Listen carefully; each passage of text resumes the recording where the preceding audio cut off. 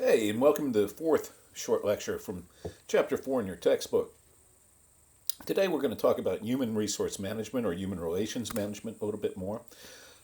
And specifically, we're going to begin by talking about how it evolved after World War II. So after the end of World War II, so after 1945, we see a real boom in the U.S. economy. And during this time period, we see sort of the emergence of what's come to be called as the second spirit of capitalism. And integral to this second spirit is the dominance of the large corporation. So you remember that we're sort of talking about how work evolved in the United States over time, and you know that originally people worked for themselves. And this was considered sort of the standard mode of employment. And it was only during the latter part of the 19th century that attitudes started to change. Working for someone else, being an employee, was a bad thing, and it was contrary to the spirit of independence and freedom that the country was founded in. So after that, with the advent of full scale industrial capitalism in the United States, attitudes began to change, right? But it was still very much about a bunch of smaller companies that worked independently in order to create a great economy. But after World War II, this focus begins to change yet again, and we see that the large corporation, sort of the corporate behemoth, becomes the key player in capitalism. So again, in the first spirit, entrepreneurs and captains of industry were heroic figures. Uh, excuse me. But in the second period, the corporate manager really becomes kind of the dominant figure. So again, in the second spirit, capitalism gains its legitimacy from a kind of wealth creation that spreads throughout society and creates a large and stable middle class. It's after the Second World War that we see people going to work for big companies that clearly made a lot of money for themselves and for their owners. But there also was an idea coming about that was one of a social contract where people would work for a large employer. They'd go to work for this employer and spend their entire careers there. It was not uncommon at all during this period of time for someone to go to work for a company like General Electric, for example, and work there their entire lifetime and rise up through the ranks and put in 25, 30 years of service, get a gold watch, and retire, right?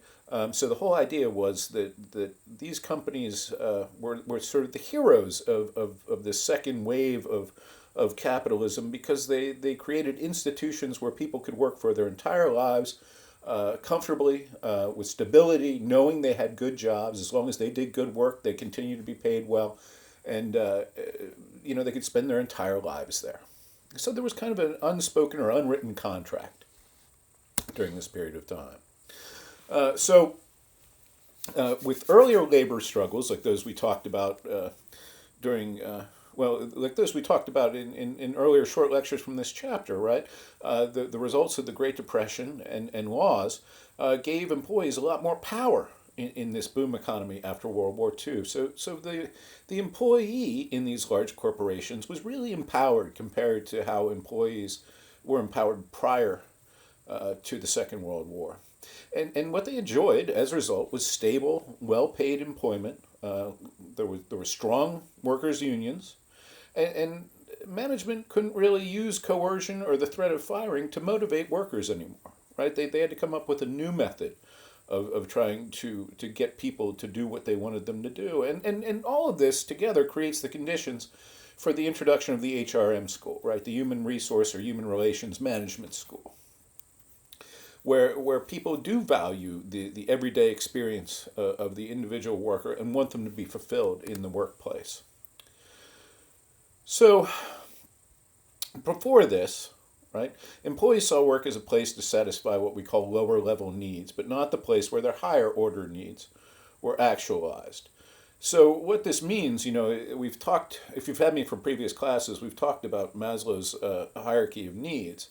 And the idea was that in the old days, people went to work in the factory so they could earn money to live, and that was all they did, and that's really sort of all the importance they put into it. Um,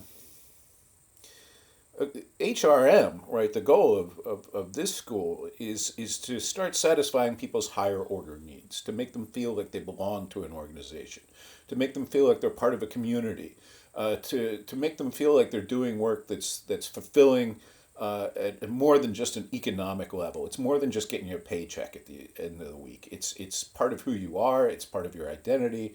It makes you feel good. You're proud to be part of the organization, and so on, right?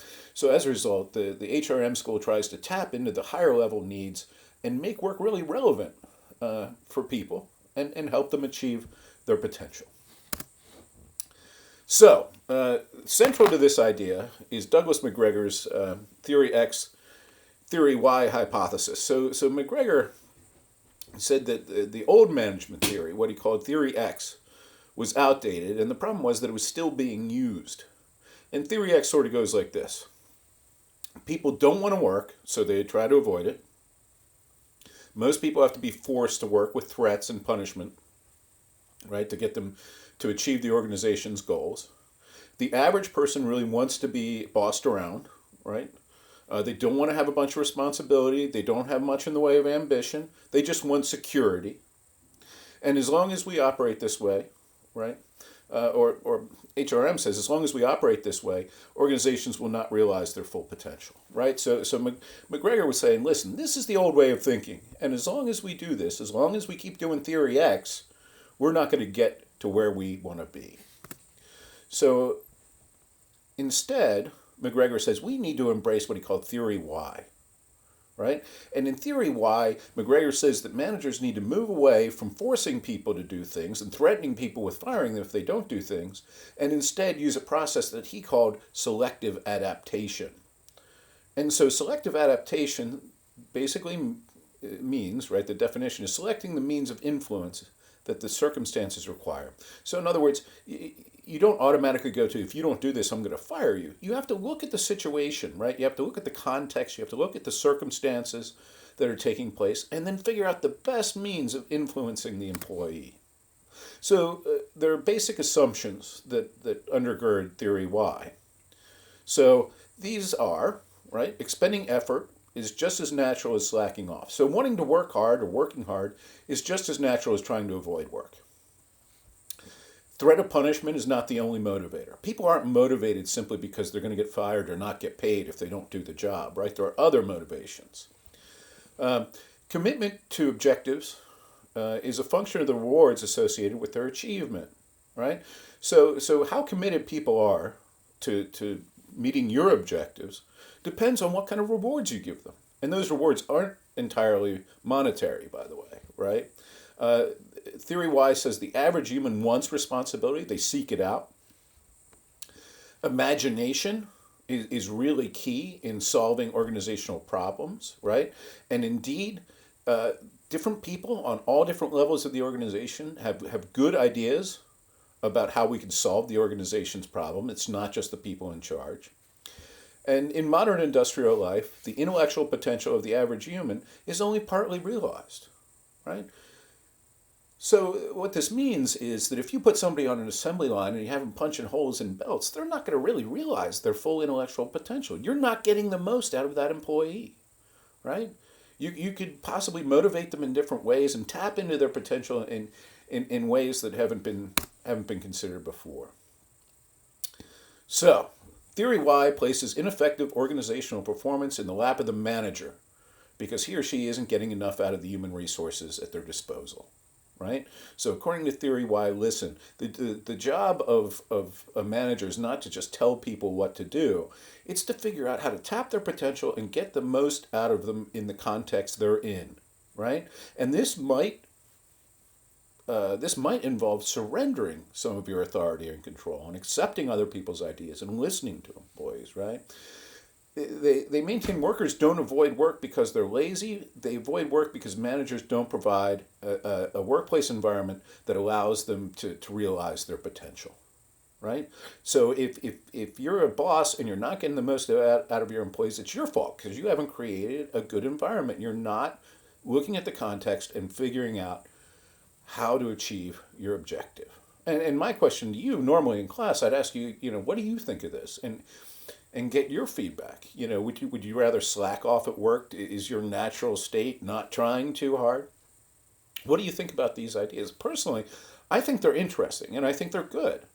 I think that, from my personal perspective, I think people in management and leadership positions really should be held accountable for helping people realize their own potential in ways that contribute to the welfare of the organization. Right? I mean, I try and do that in my own teaching style, right? I mean, if the goal of the institution, if the goal of the school is really to get you to learn, for example, right? I'm interested in getting you to do that. And I feel it's my duty, it's my job to make that happen and help you as a student sort of fulfill your own potential and get there, right? And I'm not too concerned with telling people, oh, you do this, you do that, we have to take this test, right? Because I don't think those are accurate indicators, and I think that also shirks the instructor's responsibility in a lot of ways, right? So anyway, I'm always curious to hear what students think. All right, well, that's it for this lecture. In the final lecture, we'll talk about Likert four systems model. Okay, thanks for checking this out.